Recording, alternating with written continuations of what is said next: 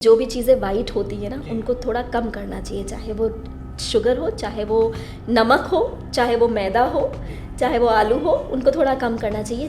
Patient को चक्कर आए, घबराहट हो, पसीना छूटे और कब वो बेहोश हो जाए पता नहीं चलता है। ना गुड़ लीजिए ना हनी लीजिए, लेकिन कोल्ड ड्रिंक जो है वो बस एक समझ लीजिए एक जहर का काम करती है। मैम शुगर लो होने से मतलब क्या उससे नुकसान होगा? शुगर लो जब एक डायबिटिक पर्सन होता है तो उसकी बॉडी या तो जब वो ज़्यादा खाता है मीठा या नॉर्मल से भी ज़्यादा खाना भी खाता है, तो क्योंकि एक हमारी बॉडी में हर चीज़ कार्बोहाइड्रेट, प्रोटीन्स और फैट्स में कन्वर्ट होती है, और कार्बोहाइड्रेट्स और फैट्स जो है वो बॉडी में एनर्जी देता है। लेकिन जब ज़्यादा हम कोई ऐसी चीज़ खा लेते हैं जो कि शुगर में कन्वर्ट हो रहा है और वो हमारे सेल्स के अंदर नहीं जाता है, तो वो जाके स्टोर होने लगता है। जी। कई बार डायबिटिक्स में होता क्या है, ये शुगर जो है वो सेल्स के अंदर जाके हमें एनर्जी नहीं प्रोवाइड कर पाता है, तो वो ब्लड में ही दौड़ता रहता है। जी।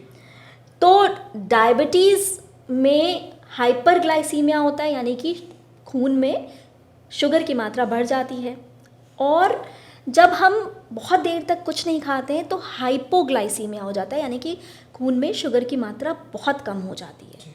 जब वो ज़्यादा कम हो जाती है तो वो हाइपरग्लाइसीमिया से ज़्यादा खतरनाक हो जाती है, क्योंकि कब पेशेंट को चक्कर आए, घबराहट हो, पसीना छूटे और कब वो बेहोश हो जाए पता नहीं चलता है। तो इसीलिए डायबिटिक्स को हम लोग हमेशा कहते हैं कि आप कहीं पर भी जा रहे हो तो अपने साथ एक टॉफ़ी ज़रूर जेब में रखिए, क्योंकि लंबे समय तक अगर आप नहीं खा रहे हैं, एक तो 2.5 से 3 घंटे के अंतराल पे खाना ज़रूरी होता है, और अगर आप लंबे समय तक नहीं खा रहे हैं तो एटलीस्ट वो टॉफ़ी रखिए कि कभी भी आपको ऐसे सिम्टम्स होते हैं तो आप वो टॉफ़ी लेके खा सकते हैं। जी मैम, आजकल ना लोगों ने शुगर को जहर की तरह पोर्ट्रे करना शुरू कर दिया है कि शुगर तो नहीं ही लेना है।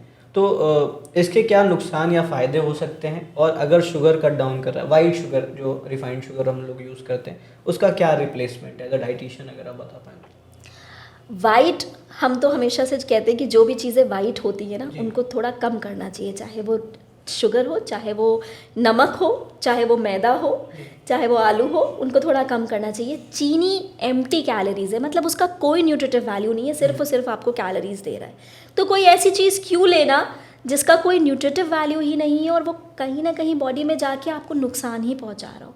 तो अगर आप शुगर कट कर रहे हैं तब तो बहुत अच्छी बात है। अगर आप कहते हैं कि हमने चलो चीनी तो नहीं ली, हमने एक भर के हमने गुड़ ले लिया, गुड़ की खीर बना ली, तो बहुत ज़्यादा डिफरेंस नहीं होगा। बस ये है कि जो गुड़ होता है उसमें थोड़े से माइक्रो न्यूट्रिएंट्स मिल जाते हैं हमें, जो कि हमें चीनी में नहीं मिलते हैं। लेकिन वो माइक्रो न्यूट्रिएंट्स भी कुछ पोर्शन कंट्रोल होना चाहिए। जैसे हम कहते हैं कि 2 चम्मच आप लेवल्ड 2 टीस्पून्स दिन भर में अगर आप गुड़ ले रहे हो तो दैट इज़ गुड। उससे ज़्यादा ना गुड़ लीजिए, ना हनी लीजिए, शहद, और चीनी तो बिल्कुल लीजिए ही नहीं। तो ये सारी चीज़ें हैं, क्योंकि हर चीज़ को कंट्रोल्ड मात्रा में लेनी चाहिए। अगर आपने सुबह से कोक भी पिया है, सुबह से आपने जो है मीठा भी खाया है, मिठाई भी खाई है, और उसके बाद आपने कुछ ऐसी भी चीज़, पेस्ट्रीज़ खा ली, केक्स खा ली, हम लोग दिन भर कुछ ना कुछ खाते ही रहते हैं, तो उसमें हमारा शुगर का लेवल बहुत ज़्यादा हो जाता है। हम जब भी शुगर की बात सुनता हूँ तो एकदम से कोल्ड ड्रिंक्स याद आती हैं। तो आजकल मार्केट में एक और चीज़ चली है, डाइट कोल्ड ड्रिंक। मैं ब्रांड का नाम नहीं लूँगा, लेकिन डाइट फलाना डाइट ये। तो अगर चूज़ करना पड़े तो जो नॉर्मल कोल्ड ड्रिंक्स है उसके बजाय क्या डाइट कोल्ड ड्रिंक्स को पीना, जो जो क्लेम करते हैं कि ज़ीरो कैलोरी या ज़ीरो शुगर, तो वो बिल्कुल ज़ीरो शुगर तो होता है, लेकिन मुझे ये लगता है कि उसमें कुछ तो ऐसा होता है जो कि बॉडी को नुकसान करता है। जैसे कि उसमें जो सोडा कंटेंट होता है वो बॉडी को नुकसान करता ही करता है, और सोडा कहीं ना कहीं सॉल्ट का डेरिवेटिव होता है। जी। ठीक है, तो वो हमारी बॉडी में जो हमारा इलेक्ट्रोलाइट बैलेंस है उसको गड़बड़ाता है। तो कोल्ड ड्रिंक की जगह पे अगर आप सिंपल नारियल पानी पी लें या छाछ पी लें, या अगर कुछ नहीं सिंपल अगर आप नींबू पानी पी लें, तो वो बहुत बेनिफिशियल होगा। आपको विटामिन सी मिलेगा या आपको इलेक्ट्रोलाइट्स मिलेंगे। लेकिन कोल्ड ड्रिंक जो है वो बस एक समझ लीजिए एक जहर का काम करती है। आपने सुना होगा ना कि ज़्यादा टाइम तक अगर हम दांतों को भी कोल्ड ड्रिंक में अगर दांत को डुबा के रखा गया था तो वो दांत भी गल गया था, जबकि इनामल जो होता है वो hardest part of the body होता है। तो आप समझिए जो चीज़ आपके दांतों को गला सकती है तो वो कहीं ना कहीं जाके बॉडी को हार्म तो करेगी ही करेगी। हम आर्टिफिशियल स्वीटनर्स के बारे में मैं आपसे जानना चाहूँगा कि हर जैसे फ्रूट जूस हो गए या कोल्ड ड्रिंक्स हो गई, जिनमें कहते हैं शुगर नहीं है, फिर भी उनमें मिठास होती है, वो मिठास आपको कितना नुकसान दे सकती है? बिल्कुल, बहुत सारे आर्टिफिशियल स्वीटनर्स आजकल मार्केट में चल गए हैं और मैं तो जनरली यही बोलती हूँ कि एक ये बैसाखी का काम करते हैं।